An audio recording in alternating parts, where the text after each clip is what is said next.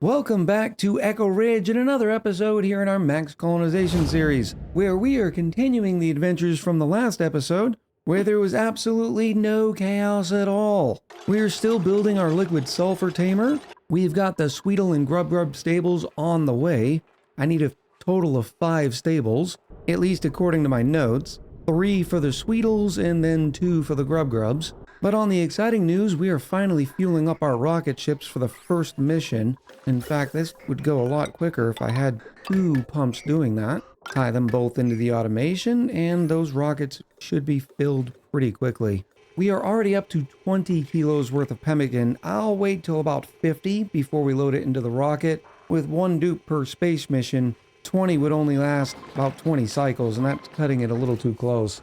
So once again, we're waiting for more meat. But the Sweetles and the Grubs are going to really help us out with that. Of course, I'm going to have to make my way up here as well. There we go. This will help us get up to the supply teleporter input without being at risk of being hit by any meteors. I could also probably build some bunker tiles and build it straight up, but for now this will do. This is where our 3 ranches are going to go. We got 1, 2, and 3 Sweetle ranches and 2 Grub ranches.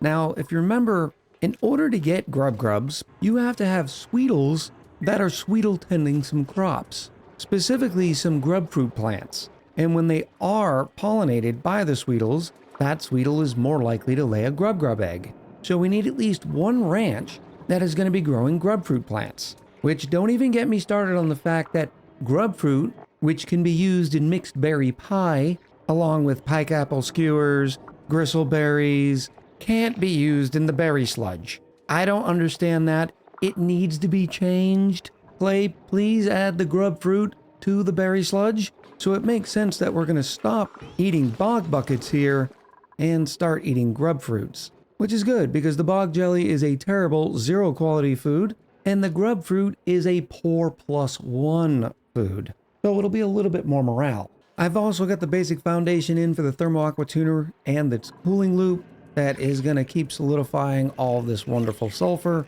In addition to keeping the steam turbine cool, I am a little worried about how much power it's going to require. Speaking of which, I'm sure this is dormant by now, and it is not. But it's time for the dupes to get dirty anyways. In fact, I'll let them catch up on all these tasks, then we'll get in here to tame this hydrogen vent. On our main planetoid, our rockets are full, but they didn't overflow as I expected into this gas bridge until I disconnected them like this from the output here, which we don't want. In addition, because this gas vent is so low to where there is a potential for an environment, steam went everywhere, which wouldn't be a big deal because the sweepy would clean it up, except for in here where sweepy can't clean up. What if I keep this door open? Will sweepy get in there then? Speaking of sweepies, we did a little bit of scientific research with them on the stream this week, and I've got 2 updates for you. One being the sweepy can definitely go more than 30 tiles, as was suggested by some of the comments, in one direction. In fact, we had a sweepy going 55 tiles in one direction. So what I said earlier, right now at least, is true. If you have a bunch of flat terrain, you will not need as many sweepies as this. The second thing that we learned is that if a sweepy, for instance, falls down this door, remember I said the only way to get them back was deconstructing the dock and rebuilding it. Well, apparently, if Sweepy's sitting down here long enough and they run out of power, a dupe will get an errand to pick the Sweepy up and bring them back to the dock. Regardless, keep the comments coming, because I would have never even checked that theory had it not been for the comments. And since I was doing a little bit of research, that's when folks in the chat were saying, hey, you know, eventually somebody will come and pick Sweepy up. So we all get to learn together. I'm occasionally getting dupes having to come by and repair this because, well, the water in here is getting too hot, even with the igneous rock. It won't be so bad once it's moving more often. In other words, once the rockets are actually going away and coming back. But let's try something a little bit better. This is igneous rock. It has a thermal conductivity of 0.063 and a specific heat capacity of 1. Thermal conductivity is what we're really looking at right now. This is ceramic, and it only has a thermal conductivity of 0.019. So let's waste some ceramic and see if we can't get this to stop flashing, at least up to this point here. All right, here we go again. Apparently, Callie exhaled right here and got rid of my awesome little water lock, which then let all this polluted oxygen in. Which, to tell you the truth, it's not a big deal. I could cool it all and just let the polluted oxygen live in here. I don't like it like that. And for some reason, there's water back here again. Where did this water come from? Either way, I gotta get back in here with a gas pump. We'll make it out of steel since it's kind of warm in there now. And just output here. One of the things I wanted to do inside of the rocket interiors before they went on their mission is getting rid of these weepy blue storage bins. The reason why is because when a duplicate off-gases and a little bit of carbon dioxide happens to pass in front of the weepy blue storage bin, the oxalite will try to overwrite it. Whereas if we use storage tiles to store all of our oxalite, it will not off-gas. In other words, it will not replace any of the carbon dioxide.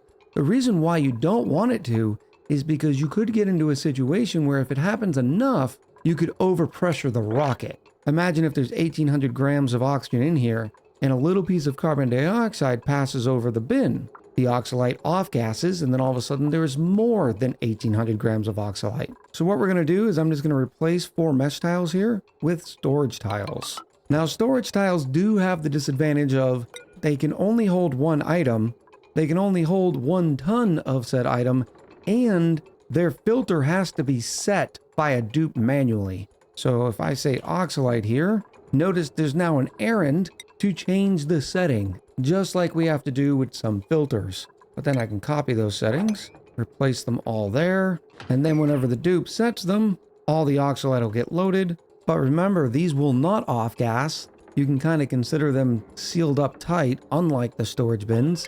So we need to put an oxalite sconce in, and that way the oxalite has some place to go, making oxygen for the duplicate. For those of you wondering, considering we went from 3 tons of oxalite to 4 tons, it means each space mission will have enough oxygen for 1 duplicate for 66.7 cycles. If you wanted to keep to the 50 cycle range that we were looking at before, you could just change the max here to each one to 750 kilos. But I don't mind each one of them having 1,000 kilos. It'll just give us a little bit of a bigger buffer. Man, say that 3 times fast. Back over here on Ricolin, we've got it re-vacuumed out. There were only minor injuries, but we're going to be loading up our first layer of liquid. We're obviously going to go with polluted water, just 1 bucket, and then we'll load the rest with fresh water. If you've never seen me do this, the reason why is because polluted water is heavier than regular water. So we can just put a smidge of polluted water here, and then the rest of however much steam pressure we want in here can be regular water. And then when I seal this up, which I just realized the radiant liquid pipes are a little too low, there will be no gases in here, which is exactly what we want. Here at Cycle 1171, we do have another meteor shower, but as predicted, it is not an icy meteor shower. It is a copper meteor shower, and it's quickly destroying all that ice and snow. In fact, we got a little bit of damage down here, but eventually all that'll be filled in as well with regolith. Just as long as it doesn't overwrite my notes. Another problem I just realized with all this hot water, when the rockets do come back, all of this water is going to be super heated and end up boiling our poor dupes. So I need to bring this in a little bit differently. I'm just going to overflow past our secondary spawn before we come up here. I suppose I can destroy all of these tiles here. I will snip them off right there. This will slowly bleed this way. And then all I have to do is build an insulated tiles that go straight up through here, which means I need to move 1 power transformer over. Not too big of a deal. In preparation for the stables, I do need to put in a space heater for a little bit. Remember, this area, well, it's pretty cold, and this biome doesn't help out any at all. 5 degrees. Now, granted, the range on a Sweetle is minus 30 to 100. They're happy between 10 and 40. The Grub is the same. So I think I'm going to start by putting some insulated tiles here, sealing this place off once again. It stinks every time I have to put in insulated tiles because with only 2 dupes, a 400 kilo tile does take a little bit of time. Now on the space heater, I have it connected to a thermosensor, so I can say, hey, turn on whenever the temperature is below, say, 25 degrees. The reason why I'm doing that is because the temperature preference of the spindly grub fruit plant to start with is 15 to 50. Speaking of which, let's talk about a little bit of grub fruit math. Notice that these spindly grub fruits had been turned into grub fruit plants for the simple reason there was a sweetle around here that was pollinating them. Well, we have 2 duplicants on this colony, which means we need 2,000 calories per cycle. Well, it just so happens that the grub fruit produces 2,000 calories in 8 cycles, which means we need 8 grub fruit plants. If you wanted to do the math manually, you could just take 2,000, divide it by 8, means every grub fruit plant is going to be able to give you 250 calories per cycle. And with every dupe requiring 1,000 calories per cycle, 1,000 divided by 250 is 4. Hence the reason why I have 4 plants in here. Now, we do already have 20 tons worth of sulfur, probably because we've dug a bunch of the biomes out and there's plenty here. So we can get started on our ranching before we actually tame this. So I'll get the sulfur loaded up into here, and then I'll throw some sweetles in here. You may notice that the rustic grooming station says it's out of a stable. The reason why? Well, it's 100 tiles wide right now. And I'm doing that for a specific reason. I don't want the sweetles and grubs to be going all through the ranch. I want to contain them a little bit so it's a little bit faster for them to get to the rustic grooming station. Now, I know you've heard me say before, it's not that big of a deal. And it really isn't when you're on a colony with 20-something dupes. Well, when you only have 2 duplicants and only one of them can do the ranching, every little second counts.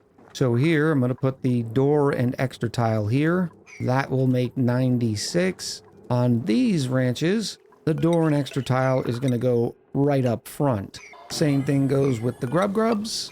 And there we go, queuing up even more for just 2 duplicants to do. Maybe I should send somebody over here temporarily. Or I can just be patient. I know. I went to highlight over our food supply and you can see that it says we have 70,000 calories worth of pemmican. Well, we've only produced 33, and I think it's because we have some somewhere around the colony. So what I'm going to do temporarily is unselect all of this and just collect pemmican here. And then I can just sweep in here, and that should draw out all the pemmican. Unfortunately, this conveyor loader said pemmican, so I got to redo the whole process again. That still only gets us up to 54,000 calories, so my guess is there's some somewhere in this giant stack of stuff I have. But either way, 50,000 calories is plenty, and you could just manually relocate that into the rocket anytime you need to. But in our case, I am going to use a refrigerator. I am going to keep it unpowered. We'll make it ick yellow, and I will select pemmican. So whenever this rocket lands, dupes will come and deliver all the fresh pemmican into the fridge. Now we do have to make sure that we adjust the max. Not that it's a big deal, but I want to make sure there's enough pemmican to go around for both rockets. Now because I have this rocket ungrounded, it doesn't show me how many calories are here. So I have to put none really quick. Notice there's our 54,000 calories of pemmican, which we can see is 21 kilos. So I will say 20 kilos worth of pemmican, which when I turn grounded back on, you can see the only pemmican left on the outside of the fridge is 2,600 calories, which means 20 kilos of pemmican is perfect for a 50 cycle space mission, which means this rocket is ready to go. The question is, who's going to be doing all that space research? They will still be getting the buff from all the sleeping dupes, but it needs to be somebody with piloting and a lot of operating. Oh, look at Llama. Llama is a pilot, and they're a mechatronics engineer. I think Llama is our dupe. So we will change the crew. I will find Llama. Most everybody's a pilot on our planetoid because we put them into the suit training. And we just select crew to crew up the rocket. And when Llama gets here, I will unequip their suit, change the destination. We only need to go to orbit, because as long as you're in space, you can do orbital data collection, and then we will launch our rocket before Llama ends up using the bathroom everywhere. Begin launch sequence, and we have takeoff. No, it's not grounded anymore. Oh, here we go again. I figured they would have fixed this old bug by now, but I can say none. No, Llama, go sleep here. What is wrong with this cot? How old is this bug? But now that Llama is in orbit, we can hit databanks and forever. Remember, we have our storage bin with the perfect amount of plastic. Well, ish. And I guess I'm going to have to destroy this lab cot and then recreate it because right now it's stuck on grounded. Do let me take grounded off of this. At least it'll help the water flow a little bit better. I will also, on the resources menu, track how many databanks we have. Not that it's really important because I'm going to keep going until this plastic bin is emptied. Even though for some reason there's more plastic in here than the 10 tons that I've asked for. Rebuilding the lab cot did help. So now when Llama is ready to go to bed, they will go to this lab cot. We'll check on the adventures of Llama here in a feud. Check on their morale and that sort of stuff. I just realized I needed 26 Sweetles out of these 3 ranches. Well, Sweetles are a 12-cell space, which means every ranch can only have 8 critters in it for a total of 24. I think I can make that a little bit better, possibly getting up to 9 critters in each by using the critter condo. I mean, it's worth a try, right? If I go 9 here, and then 8 here, that'd be perfect. Looks like I need 10 kilos worth of fiber. 10 kilos of feather fiber? That seems like a lot, but okay, I'll bite. Our ranches are starting to come online, and we got a couple of spindly grub fruit plants. I'm going to have to go find some more. Suppose I could just dig these up and put in the regular grub fruits from the rip. Oh, I also have a nice grub wormling. I've also got the critter condos in, hoping that I'll be able to show you whether or not they will work for me to get 9 critters in here soon. But now is about the time we're going to have to start putting in some incubators. I'll wait until the first Sweetle is groomed, and then we'll go over some of its numbers. Ooh, oh, fortunate us. The hydrogen vent is now dormant, so I can feel a little bit better about getting in there. Unfortunately, that means we're not going to have much in the way of power. Of course, it's not going to take a lot to keep this thing going. I also need to mention the fact that normally on secondary planetoids, I keep the duplicants' priorities flat because there's so many different tasks that needs to be done. In this case, I really need to make sure Mustang Cody's doing all the ranching and the farming, so I have prioritized ranching and farming for them. Once they get good enough, a grooming cycle will last a lot longer. As it stands now, though, with a husbandry of 2, their groom effect duration's only a plus 20%. So at the current rate, a Sweetle who's freshly groomed will have to be groomed again in 1.2 cycles. You can see where that could be a problem if it ended up staying that way when you have a total of 35 critters for just 1 dupe to ranch. But now that those 2 Sweetles are in there, there is enough sucrose to go around, so I can get this grubling in here. Oh, this is going to be a mess. Let me sweep that up. I don't mind if this is a mess for now, but here in the stable areas, I want it to be clean. And we have our first tamed Sweetle. Now I just need to wait for them to lay an egg. The total change per cycle is at 22%. So about every 4.5 cycles will they lay an egg. This is going to be a lot of meat. So what I'm going to do here, we're already activated. I'm going to have to add a little bit of power. Every little bit of meat is going to be delivered to this conveyor loader. I will tie it in with our power. It's a little bit longer of a run than we probably need, but it'll be okay. And I will also click allow manual use. And eventually, I will tie this conveyor rail in with our kitchen. In fact, I might as well do that now. And you might say, well, what if we send other things across the planetoid? Well, I'd say, well, it doesn't matter. They'll just go pick it up in the food and sorting area. But for now, all that meat's going to come in there, and it'll get racked and stacked to where it needs to go. Elsewhere on Recallan, we have Callie analyzing this hydrogen vent so we can figure out exactly A, when it's coming back on, and B, how much hydrogen it's going to be able to give us. Progress is slow going, and that's sort of the way of things when you only have 2 duplicants. Now, on a lot of the other planetoids that we colonize around the map, we're going to be sending a team of 4 or 8 duplicants to strip mine or build whatever infrastructure we need, and then we're just going to leave 2 duplicants and come back home. I suppose I could be doing the same thing in this case. Let's send old Bendling. Who could skill up a little bit more? No, we don't need our suit. Let's unequip that and teleport you. I guess we'll put in a temporary mess table and camping cot. I just realized the dupes were going over by the space heater and heating up, and as a result, they're getting frost resistant. And they're doing that because of the cold environments they're working in. But the good thing is the frost resistance makes them impervious to chilly surroundings and soggy feet, which is good because there's a lot of chilly surroundings and soggy feet here. Our first batch of grub fruit is up. That's always good to see, especially considering we now have 3 mouths to feed temporarily. The power situation is really not good. Bendling just spent half a cycle charging this battery before. Now here we are, Callie doing it again, and it's because this space heater, not big at 240 watts. The problem is it's constant. We about have our 2 layers of liquid. Unfortunately, I've got a little bit of carbon dioxide stuck in here. So I'll build this tile, deconstruct it, and then the rest of the water will fill it in. And that way we have 2 complete layers of liquid. Also need to get a conductive wire out. I'm also going to have to switch all of this wiring out over to conductive wire, which is really bad because it's going to take the duplicants such a long time to do it, and it's going to force me to send even more iron over. Let's go with another 4 tons this time.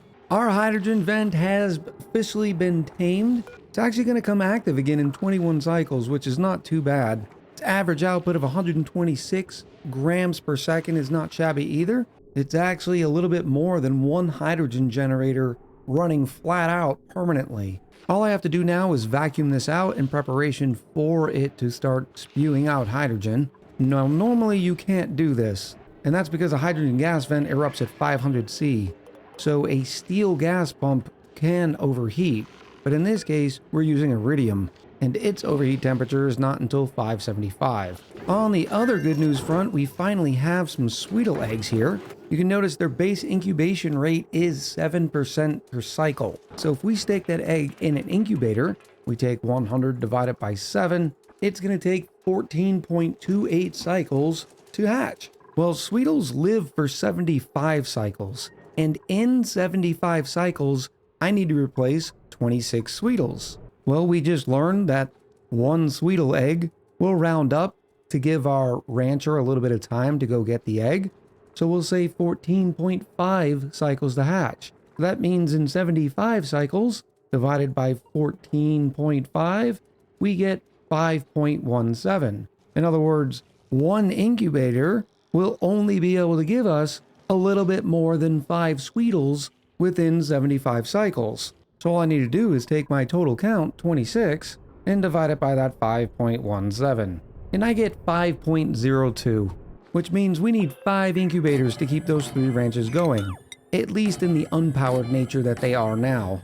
Oh, we are not building these out of iridium. Let me go get even more iron. We'll end up doing the grub math as soon as it decides to lay us an egg, but until then, we also need to get rid of these eggs here. And I think what we're actually going to do is make a wonderful evolution chamber. And what the plan will be is all of the eggs from all 5 ranches will be dropped here. If they're needed for the incubators, we can use them for incubators. I just realized I'm going to want to save room for the grub. And if not, we'll just let them sit there and evolve. When they turn into meat, an auto sweeper can then pick up the meat and then send it directly into the conveyor loader without us having to worry about it, since our dupe labor is so very precious. In the meantime, though, we can get our auto sweeper system, and oh my gosh, I need more iron again.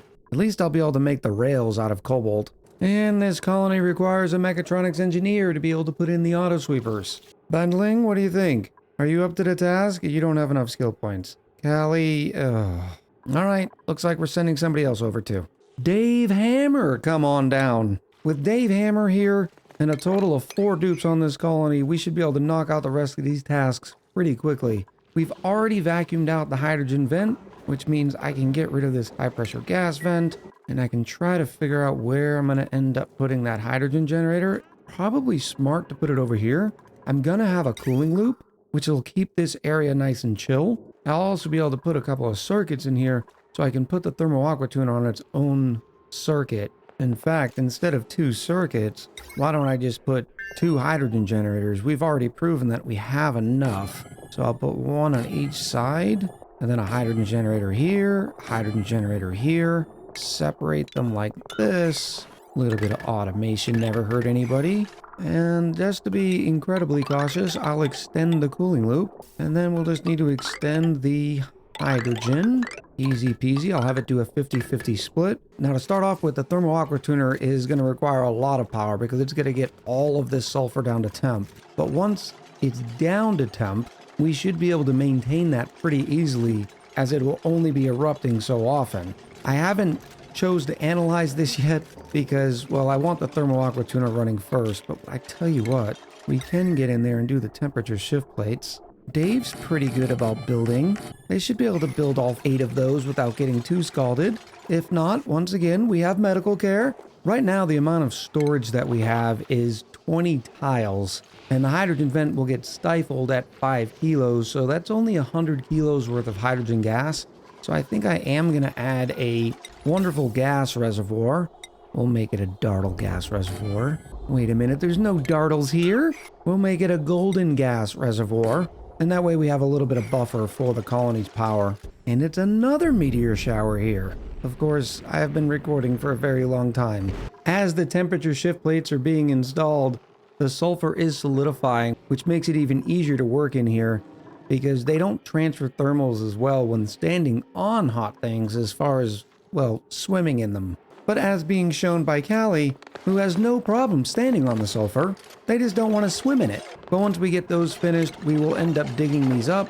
Oh, and we finally have a grub egg. And we see that it has a base incubation rate of 3% per cycle. So we know it takes 33.3 cycles to incubate one inside of an incubator. The grubs live for 150 cycles. So how many eggs can one incubator incubate in 150 cycles? Well, 150 divided by 33.3 is 4.5. Well, we need 9 grubs. So I need 2 incubators. So I need to move my wonderful overflowing evolution chamber over by a smidge. And there we go. Now we have room for 2 more incubators for our grubs. On these incubators, I just have to put Sweetles, copy them over. There's our 5. I've already have all the shipping ready. The only shipping I have left is for the evolution chamber itself. There's the conveyor loader.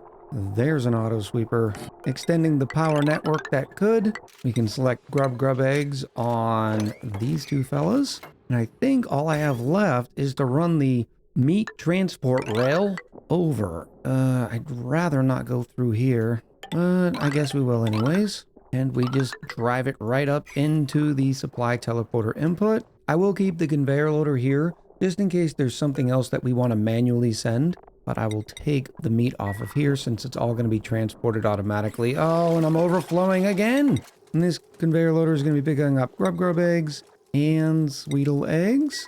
As an example, from what we spoke about before, this Sweetle has a 31% chance to lay a grub egg because it's been tending a spindly grubfruit plant or a grubfruit plant. We'll also pick up any sort of meat, and I think that's good there, so we can copy settings, paste them there. The grub itself can also lay Sweetle eggs, so the conveyor loader can be copied to here too. And now all meat and eggs will end up in our evolution chamber, where this auto sweeper is only going to be picking up meat. I tell you what, it should be picking up eggshells as well. I already have the critter drop-off settings pasted. We need to get a good sweep of all this so it looks nice. I just realized I also need to set my critter drop-offs for the grubs. I will put grubs and grub wormlings, and I only need 9, but it's not so bad having a little bit of extra, so we'll do 10 total, 5 in each. Also need to copy the sucrose here and the critter feeder. One of the great advantages of having an auto sweeper inside your ranches is because whenever the critter feeder gets a little low, if the storage bin is set on a 4 and the critter feeder is set on a 5, the auto sweeper will end up loading it. And lastly, since I am running rail up there, I am going to dig through here, and I'll even put some steel bunker tiles. I don't have a lot, but then again, I don't need many. I can always ship over a little bit more steel, but for now, this will work. So I'm going to call our ranches good. It's going to take a long time for all of these to spin up, but that's not a big deal. We still have plenty of mud and polluted mud to be able to support this colony. So now I can turn the rest of our attention to our liquid sulfur geyser that has been dug out, so I can analyze it. Now, theoretically, since the duplicant's not breathing in here, they're not going to exhale in here either. Doesn't always work that way, but we're going to give it the go. But in here, I am going to need an auto sweeper to pick up the sulfur. Of course, it cannot be made out of iron. Let me go get some more steel. That's better. Here's our steel. I can put one auto sweeper. I'll put it over here on the right side, and one conveyor loader.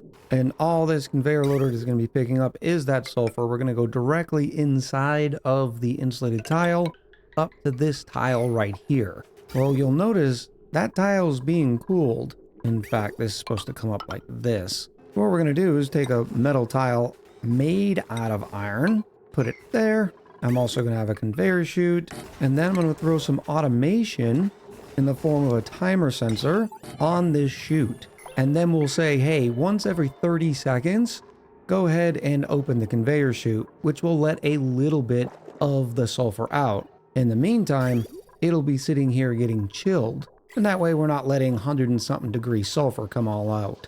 And I'm starting to think it'd be great if we had a regular medium in here to keep chilled instead of just waiting for the liquid sulfur to come out. Right now, these liquid pipes are still only at 99 degrees. So I think I can get away with dropping a bunch of water in here. And that way, as soon as the sulfur geyser erupts, the sulfur lands in a cool bath of water. So it's not even going to take that long to chill when it gets up to here. And since that water is nice and chill, I can now reconnect our cooling loop, and I'll start filling it as well. Oh, I forgot something. I always forget this. It really should be the new flipped bridge. Let me go ahead and put the vent in there, something like that. And then we'll end up putting our steam turbine right here, made out of iron. And I'll just tie it in with the same power network that actually runs the aqua tuner. Yeah, there we go. I'll put a couple more buckets in here. The coolant's already down to 26 degrees because all the water on the colony is pretty chill. I'll set the aqua tuner to say, if it ever gets above 25 degrees, you can turn on. Granted, there's no power for that network yet. It still has another 6 cycles before it'll erupt. And maybe by then, Callie will finally have this geyser analyzed. Brilliant. This sulfur geyser is a beast. It has an average output of 1.3 kilos per second. So if you're wondering if we had enough sulfur to run all of our Sweetles, 1.3 kilos per second times 600 seconds is 780 kilos per cycle. Each grub requires 10, so there's 80. That brings us down to 700. And then each Sweetle requires 20. With 26 Sweetles, that is 520 kilos, which means we'll have on average 180 kilos extra per cycle. Anybody got any ideas what they want to do with more sulfur? So while that is a lot of sulfur, I feel pretty confident that our thermo aqua tuner is going to be able to keep up. And I just realized I built this auto sweeper one tile to the right too many. But it looks like we are completely done, so I can seal this whole thing up. This is going to pick up all the sulfur in the world. Thank you, Dave, for your contributions. I think we can go ahead and start sending people back. And I will start with Dave. And there we go. One minor thing I wanted to update before I finish this is I need to get in here and check the temperature of this steam so we can do the very typical thing that we do and connect this steam turbine into the battery. And that way, we're not just reliant on the hydrogen. We can treat the heat in here being generated by the thermo aqua tuner as a source of power. So the steam turbine will turn on whenever the hydrogen generator does. The hydrogen generator may not have to run as long, i.e. using as much hydrogen. The only thing we have to be careful of is not allowing the steam turbine to turn on when it's too hot in here. So we'll just say if it is above 250 degrees, turn on regardless if we need the power or not. I can deconstruct Dave's camping cot and their mess table, and our teleporter transporter is recharging. It'll take 5 total cycles, but afterwards we'll then send Bendling home. Over on our home planetoid, I have fixed the water situation. I squared this off and have an insulated tile run on the left side of the sauna, which all of our water is going up through. So now our water will be able to stay nice and chill, which will end up keeping our rockets nice and cool. Speaking of rockets, Llama has managed to create 1,159 databanks. Tells you how long I've been recording today. And that was in the course of a little over 26 cycles. As you can see, we still have 24 cycles of food left. And, well, plenty of oxalite left. While I was waiting for the hydrogen vent to start erupting, which we only have a little bit of time left, I figured I'd put in a few composts. I don't have to worry about the heat coming off the compost because we do have a cooling loop right here, but I'd figured give the dupes something else to do. Additionally, now that we're not growing or depending on the bog buckets, I figured we should probably start getting rid of all the polluted water. Polluted water is nasty and off-gases everywhere, and does not make our dupes' lives any better. So we can put in a water sieve right here. Now, what am I going to do with all that water? Eventually, it's going to be going to a spam. For now, we'll just put it into a couple of buffer tanks. The power requirement is a little worrisome, but it shouldn't be that big of a deal. But this was also another reason why I put in the compost, because first of all, there's a lot of polluted dirt around this planetoid, not to mention all the polluted dirt coming from the polluted mud, but also because we're going to be creating more polluted dirt from the water sieve. So in the next few episodes, eventually I'll put a tiny spawn here. Maybe we'll have fun with it and try to make it as compact as possible. We will see. We have eruption, and for some reason there's a sedimentary rock in here. Where did this come from?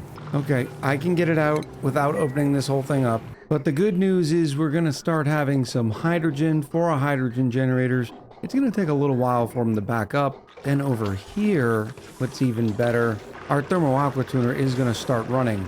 The coolant's down to 26 degrees also because this water's down to 26 degrees. And while we're getting spun up, the thermal aqua tuner is not going to be able to run full time for the simple reason, well, our hydrogen generator is only producing 800 watts. Man, it would be really smart to put those in a power plant, but I don't think I have any renewable source of metal, and I would rather not have to ship it from the other planetoid every time. That seems a little too micro-intensive. This'll do just fine. As that coolant goes down, you can see the battery is already nearing 50% because the thermal aqua tuner doesn't have to run that often. Oh, this is not great. I'd already sent Dave Hammer home. Well, that's all there is to it. It's the sedimentary rock of shame. And look at this. We have a backed up line of hydrogen. This side means the dupes no longer have to run on the wheel. Not that they had a lot to do anyways. And our thermal aqua tuner can turn on whenever it wants. Now all we have to do is wait 4 cycles to see how this is going to work once the geyser starts erupting with sulfur. Okay, I've got another idea.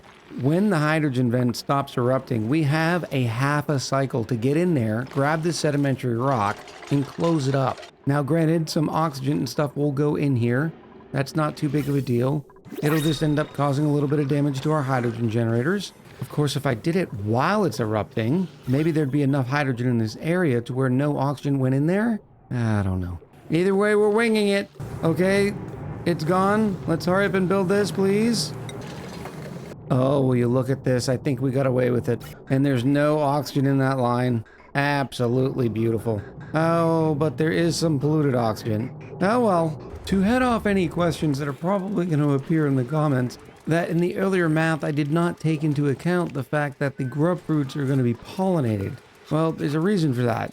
When sweetles pollinate, it's only 5%. And 5% of the total calories coming out for 8 cycles really isn't that big of a deal, especially when you consider that it's going to take the farmer a little bit to go and harvest the grub fruit plants. Last thing I want to do for this colony, as we wait for the sulfur geyser, is add in a nice little fire pole. Commutes aren't going to be a big deal here regardless, well, because the colony's tiny. But every little bit helps, and we have almost 100 tons of cobalt, so a fire pole just sort of makes sense. And we have eruption, and right now, the water hasn't really budged. I've got 0.1, 0.2 degrees.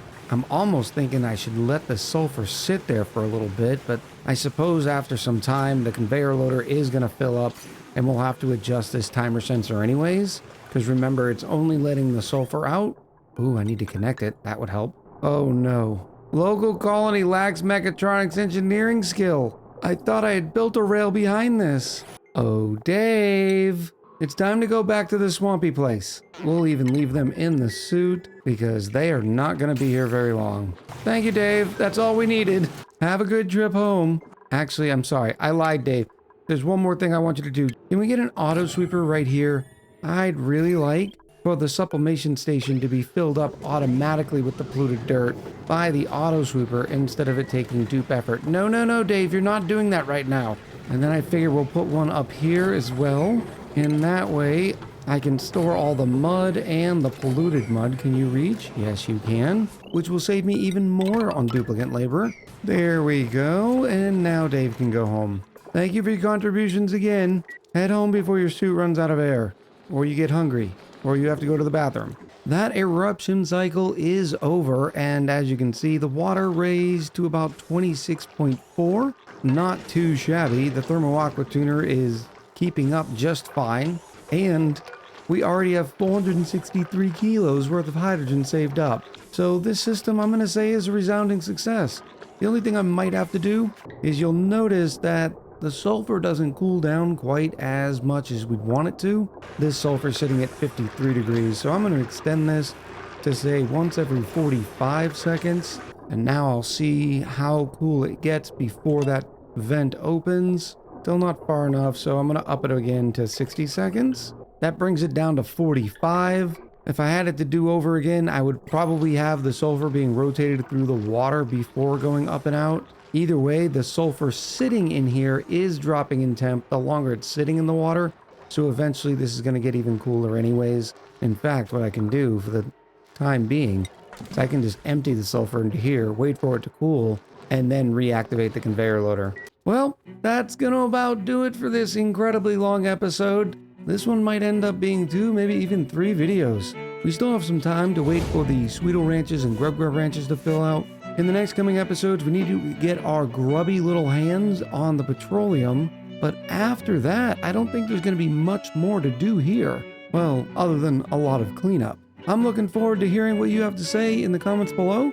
So until next time, much love, happy gaming, and I'll talk to you soon.